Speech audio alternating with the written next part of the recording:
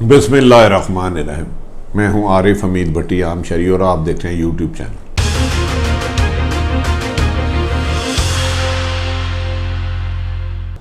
नाज़रीन, में आपने सुना होगा कि पाकिस्तान में एक आइन है, कानून है, और जो आइन की वायलेशन करता है उसके ख़िलाफ़ आइन और कानून के मुताबिक कार्रवाई होती है। जिन लोगों ने मुल्क को लूटा या कोई अख्तियारात से तजावज़ किया या मुल्की कानून को तोड़ा, उनके ख़िलाफ़ कार्रवाई होती है। लेकिन ये पाकिस्तान में कुछ बड़े लोग, ख़ानदान ऐसे हैं जो इस कानून से बाला है, जो कानून और इंसाफ की धिचकियाँ इधर उड़ाई जाती हैं। माजी में ऐसी कभी मिसालें नहीं मिलती और ये इस दौर में नहीं हुआ, हमेशा होता रहा है। हमें अफसोस है कि हमारे कायदे आज़म ने इस पाकिस्तान को बनाया था कि सबके लिए, खासो आम, ताकतवर और कमज़ोर के लिए एक कानून होगा। कानून पर अमल दरामद कराने के लिए हुकूमतें बनाई जाती हैं और मुख्तलिफ अदारे बनाए जाते हैं और उन्हें जिम्मेदारियाँ सौंपी जाती हैं। लेकिन जब मफाद परस्त लोग अहम ओहदों पर आ जाएं और कानून को तरजीह देने की बजाय ताकतवर माफिया आगे झुकना शुरू हो जाए, तो वो मुल्क में, उस मुल्क में कानून नहीं, जंगल का राज हो जाता है। जंगल के राज में हर ताकतवर आदमी कमज़ोर को खा जाता है और चंद ईमानदार लोग जो काम करना चाहते हैं उन्हें बेबस लाचार कर दिया जाता है। उनके खिलाफ इंतकामी कार्रवाइयाँ शुरू हो जाती हैं, उनको सज़ाएं दी जाती हैं, उनके अच्छे कामों के बुरे सज़ाएं दी जाती हैं। नाज़रीन, आप कहेंगे क्या गुफ्तगू कर रहा है? ये बात मैं कर रहा हूँ बहरिया टाउन के टाइकॉन मोहतरम मलक रियाज साहब के बारे में। नाज़रीन, आपको याद होगा नवाज शरीफ दौर में अरबों खरबों रुपए का एक रिंग रोड का प्रोजेक्ट शुरू हुआ, शायद उससे पहले भी हुआ। वो रिंग रोड अरबों रुपए का पैसे लगाया गया। उस रिंग रोड के नक्शे में एक हुकूमत पाकिस्तान का 1.5 किलोमीटर का एरिया बहरिया टाउन का आ गया, जिस पर उन्होंने बाकायदा इश्तिहारात दिए और उस जगह को एक्वायर कर लिया और कहा गया कि मजीद यहाँ जगह बेची नहीं जा सकती, ये खरीदी नहीं जा सकती, ये उन जगहों के नक्शे भी मेरे पास मौजूद हैं। ये जगह पूरे लाहौर से बनते हुए जब तक बहरिया टाउन पे पहुंची तो तमाम हुकूमतें बेचार लाचार हो गई।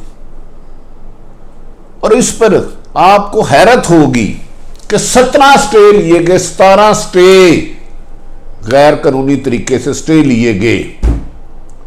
उन स्टे को फॉलो करने के लिए हुक्मरान के कुछ दयानतदार अफसरों ने, गो के इनके पार्टनर बड़े बड़े लोग हैं बहरिया टाउन में, अरबों रुपए का ये फंड दे देते हैं। ताकतवर लोग हैं लेकिन अल्लाह से ताकतवर तो नहीं है ना। उस वक़्त की हुकूमत शहबाज शरीफ की थी, उनसे इनके कुछ लोगों के ज़ाती मरासम थे। उन्होंने बहरिया टाउन से रिंग रोड को नहीं गुजरने दिया। उन्होंने कहा ऐसी की तैसी, हम ताकतवर खुदा हैं, कानून हमारे आगे क्या है। तजावज़ात के नाम पे लाहौर पूरे में गिराया गया, पर उधर किसी की आंख नहीं गई। एक कमिश्नर ने कुछ अर्सा गिराया, उसके बाद 11 स्टे लिए गए। उस वक्त का कमिश्नर नहायत ऑनेस्ट, ईमानदार था। वो अदालतों में इसको रोजाना एज ए कमिश्नर फॉलो करने जाता था। उसको एक दफा एक रियल स्टेट के टाइकून जो कहते हैं मेरी जेब में पूरा मुल्क है, कानून है, ताकतवर लोग मेरी जेब में हैं, उन्होंने अदालत से बाहर निकलते हुए हाई कोर्ट से कहा, ओए कमिश्नर, तुम्हें मैं छोड़ूंगा नहीं, तुम होते कौन हो मेरे इस काम को फॉलो करने वाले? तो उस पर उस वक्त के कमिश्नर, जो दरवेश सिफ्त कमिश्नर है, उसने कहा, सर मेरा आपका क्या मुकाबला, मैं तो कानून के मुताबिक इसको फॉलो कर रहा हूं। उसने कहा, और उसके साथ कुछ और साहबान भी थे, उन्होंने उस कमिश्नर को धमकियां दी, धमकियां। खैर, लेकिन रिंग रोड का 1.5 किलोमीटर बहरिया टाउन से निकलने वाला नहीं बन सका। मौजूदा हुकूमत आई, फिर कोशिश की गई। एक दफा एक नाम नहाद, अपने आप को ईमानदार कहने वाले जो लाहौर के कमिश्नर रहे हैं, गो के उनके दौर में जब भी जहां तैनात है वहां करप्शन की आमाजगाह है, करप्शन की आमाजगाह है वो अदारा। लेकिन मैं उस शख्सियत को नहीं कह रहा, उस सेक्रेटरी को नहीं कह रहा, लेकिन वो नीचे करप्शन होती रही। वो एक दफा रेड करने गए, उन्होंने भी अदालत में इसको फॉलो किया, सुप्रीम कोर्ट में किया, लेकिन वजीर आला पंजाब ने उन्हें मजबूर बेबस लाचार कर दिया कि ये केस वापस लो, धमकियां दी। उन्होंने केस वापस ले लिया है। अचानक एक बड़ी लंबी दास्तान है इसमें, 11 स्टे खत्म कराए गए, 11 स्टे अदालतों से हुक्म लिया गया, लेकिन ईमानदारी के दावे, मदीने की रियासत के दावेदार, कानून की हुक्मरानी के दावेदार, ताकतवर और कमजोर के लिए दावेदार बेबस लाचार हो गए। पिछले हफ्ते कमिश्नर को लगाया गया, उस कमिश्नर ने इंतहा कर दी। वो कमिश्नर असल में रियल स्टेट के टाइकून की सिफारिश पे लगाया गया। 5 दिन बाद वजीर आला पंजाब जब लाहौर तशरीफ लाते हैं तो कमिश्नर को चेंज कर देते हैं और बहाना ये बनाते हैं कि असद खोखर ने कहा, नहीं ये झूठ है।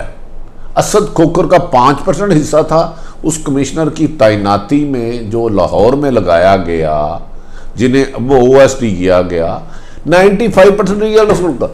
जबकि हमने वजीर आला सेक्रेटेरिएट से इस बात की छानबीन करने की कोशिश की, उन्होंने कहा हमारा कोई कसूर नहीं, इसे इस्लामाबाद की अहम तरीन शख्सियत ने लगवाया है। जब रेड करने कुछ लोग गए, उन्हें वापस बुला लिया गया। इतना लाचार, अपाहज कानून कमजोर कर दिया गया, ताकतवर की दहलीज पर कानून रेंगता रहा, चीखता रहा कि मुझे मेरा किरदार अदा करने दो, लेकिन नहीं हुआ। वजीर आज़म सब लाहौर आते हैं, असल जिम्मेदार को सजा देने की बजाय कमिश्नर को चेंज करते हैं। वो उसका हिस्सा था, कल भी था और आज भी है। ये झूठ बोल रहे हैं, वो गलत कर रहे हैं, आज भी उनसे राब्ते में हैं रियल रूल। एक मिनिस्टर असद खोखर को कर दिया गया, जबकि वजीर आला सेक्रेटेरिएट का दावा है कि उन्हें इस्लामाबाद से कहा गया और वो अहम तरीन शख्सियत के करीबी अजीज़ के टाइकून बहुत ज़्यादा करीब हैं, अरबों रुपए की नवाजिशात करते हैं मुख्तलिफ लोगों पर। एडवोकेट ऑफिस ने भी लिख के दे दिया कि कोई स्टे नहीं है, 11 स्टे खत्म किए गए। 2017 से शुरू होने वाला सिलसिला आज तक जगह नहीं बनी। इस दौरान लातदाद गरीबों की झोंपड़ियां गिरा दी गई अरबों रुपए की। कराची, लाहौर, इस्लामाबाद तजावजात के नाम रोजाना ये टोपी ड्रामा करके हमें बताते हैं वहां गिरा दी गई, लेकिन बहरिया टाउन पे जाने की जरूरत ना हुई। आज जब मैं सोच रहा था, बिलावल भुट्टो से पीपल्स पार्टी और नून लीग की मुलाकात हुई, उनके वफद की, तो मुझे यकीन था ये बहरिया टाउन पे जो कानूनी तौर पे रास्ता है रिंग रोड गुजरना, इस पर हुकूमत और अपोजिशन के लोग बोलेंगे और तनकीद करेंगे कि ये मलक रियाज कौन होता है, बहरिया टाउन का मालिक कौन होता है कानून को रोकने के लिए। लेकिन बदकिस्मती देखें, आज पीपल्स पार्टी और नून लीग की लीडरों की बात हुई, उन्होंने उस लफ्ज को छेड़ा ही नहीं और हुकूमत में गूंगे बहरे हो चुके हैं कि भाई आपने कमिश्नर को तो चेंज कर दिया, लेकिन असल बंदा तो वो है। वजीर आज़म ये तो कह के कमिश्नर चेंज करो, ये तो कह के 2 और चेंज करो, और ये नहीं कह के गए कि मुझे ये 15 दिन में रिंग रोड मुकम्मल चाहिए। इसका मतलब है, अगर वजीर आला पंजाब सेक्रेटेरिएट के कुछ लोग कहते हैं, इसका मतलब वफाक की भी कोई ताकत इसके साथ है। नाज़रीन, ये कैसी हुकूमत और अपोजिशन है जो रोजाना एक दूसरे के खिलाफ 2-2 घंटे प्रेस कॉन्फ्रेंस करते हैं, एक दूसरे पर संगीन इल्जामात लगाते हैं। ये बहरिया टाउन का मालिक में क्या ऐसी खूबी है कि मुशर्रफ के भी वो करीब थे, नवाज शरीफ के भी करीब थे, जरदारी साहब के भी करीब हैं, मौजूदा हुकूमत के भी करीब है। ये कौन सी ताकत है इनके पास, मुझे समझ नहीं आती। ये सियासी जमातें एक दूसरे की किरदार कुशी में 2-2 घंटे की प्रेस कॉन्फ्रेंस करती है। किसी एक सियासतदान का अभी तक मैंने बयान नहीं सुना जो ये कहे कि कमिश्नर लाहौर को 5 दिन पहले लगाया किसके कहने पे था और उतारा किसके कहने पे है, और ये रिंग रोड बन क्यों नहीं रहा। लगता है कि एक शख्स के आगे पूरा मुल्क बेबस है, कमजोर हो चुका है। नाज़रीन, ऐसे में तजावज़ गिराना छोड़ दें, गरीब की एक मरले की झोंपड़ी आप गिरा देते हैं, फुटपाथ से रेहड़ी आप उठा देते हैं जो 200 रुपया रोजाना कमा के बच्चों को पालता है। लेकिन खरबों रुपए कमाने वाले के खिलाफ हुकूमत, अपोजिशन, तमाम अदारे खामोश। क्या कायदे आज़म ने पाकिस्तान इसलिए बनाया था कि यहाँ ताकतवर का राज हो, कमज़ोर की हक तलफी हो और ताकतवर गरीब के खून पसीने से कमाई हुई जगहों से अरबपति बन जाए? मुझे अफसोस है हमारे सियासतदान भाइयों पर, हो सकता है वो इसके भी खिलाफ हो, लेकिन उन्हें कम से कम हुकूमत और अपोजिशन को मिल पे इस पे आना चाहिए कि अगर ये बैरिया टाउन से जगह गुजर रही है जिसके कानूनी तकादे पूरे कर लिए गए हैं, इस पे कोई स्टे नहीं है, तो उसमें रुकावट क्यों? याद रख लें, जब ताकतवर के आगे कानून बेबस होता है तो उस मुल्क में अनारकी आ जाती है। अनारकी एहतजाज की शक्ल अख्तियार करती है और एहतजाज खून खराबे की तरफ चले जाता है। वज़ीर-ए-आज़म इमरान खान साहब, आपसे एक सवाल, आप हमेशा करप्शन के खिलाफ थे, रहे गुफ्तगू तक, अब आपकी हुकूमत आई है, मुझे सिर्फ एक सवाल दे दें, आपने इस कमिश्नर को चेंज किया, आपने पहले ये तो पता करें लगवाया किसने, और रिंग रोड में रुकावट कौन है, किसने जब रेड करने गए तो उसको बुला लिया? इससे पहले लाहौर में 2 DIG उसी रियल स्टेट के टाइकून के घर रेड करने के मुकदमे के इंदराज के बाद उनको रास्ते से बुला लिया गया। एक चूंग थाने के पास पहुंचा सुंदर, एक डिफेंस, उनको भी OSD कर दिया गया।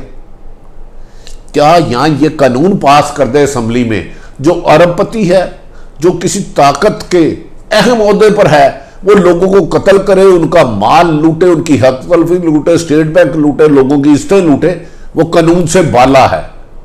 वरना इस दोहरे मियार को खत्म कराएं। याद रख ले, इंसाफ सिलेक्टेड नहीं होता, पसंद ना पसंद पे नहीं किया जाता। जुर्म देखकर उसके मुताबिक उसको सजा दी जाती है। जो माशरे इंसाफ का रास्ता छोड़ते हैं वो जुल्म का रास्ता अख्तियार करते हैं। जो हुकूमतें माफिया आगे आगे बेबस हो जाती है तो माफिया हुक्मरानों पर हावी हो जाता है। हमें देखना है कि इधर क्या वज़ीर-ए-आज़म पाकिस्तान या दीगर कोई भी अदारे इस मसले का कानूनी हल निकाल के कानून के मुताबिक करते हैं, वरना मलिक रियाज साहब, हम जानते हैं लंदन में आपको एक जुर्माना 38 अरब या 68, मुझे उसकी एग्जैक्ट फिगर याद नहीं है नाज़रीन, वो जुर्माना आपने हुकूमत पाकिस्तान के खजाने में देना था, लेकिन इनके अहम तरीन शख्सियत के साथ मिलके वो इनके ज़ाती कर्जा जो सुप्रीम कोर्ट में वापस कर दिया गया है। खुदारा इस मुल्क में ताकत को इस तरह तकसीम ना करे कि -1% लोग पूरे पाकिस्तान की इज्जतों के, जायदादों के वारिस हैं, मालक हैं, और 99% लोग इंसाफ, एक मोटरसाइकिल पंक्चर होने के लिए इंसाफ, धनिया बेचने पे 1 साल कैद हो जाती है। इस पाकिस्तान को बचाएं। अगर पाकिस्तान को नुकसान हुआ तो सब साहिब इक़्तिदार रोज़े हशर वाले दिन दुनिया में नहीं, अल्लाह को जवाबदेह होंगे। जब भी कोई ओहदा बनाया जाता है, महकमा बनाया जाता है या हुकूमतें बनाई जाती हैं, वो अवाम की फलाह बहबूद के लिए बनाई जाती हैं ताकि ऐसे फैसले करें कि अवाम की ज़िंदगी आसान हो और जालिम, जुल्म करने वाला, नाइंसाफ़ी करने वाला, कानून तोड़ने वाला कानून के शिकंजे में आए। लेकिन शायद पाकिस्तान में ऐसा नहीं है। क्या मेरी और आपकी आने वाली नस्ल एक पुरअमन पाकिस्तान देखेगी या जालिमों को ताकत के नशे में आपके हकूक़ को पांव तले सलब करते हुए देखेगी? नाज़रीन, आरिफ हमीद भट्टी की ये गुफ्तगू पसंद आए तो आरिफ हमीद भट्टी का चैनल सब्सक्राइब करें, इसे शेयर करें। नाज़रीन, हो सके तो जुल्म के ख़िलाफ़ जितनी भी आवाज़ बुलंद कर सकते हैं करें अपने दायरा अख्तियार में। अगर एक पत्थर भी सड़क से हटा देते हैं तो ये भी नेकी है। अपने इर्द गिर्द रहने वालों की खुशियों का ख्याल रखें।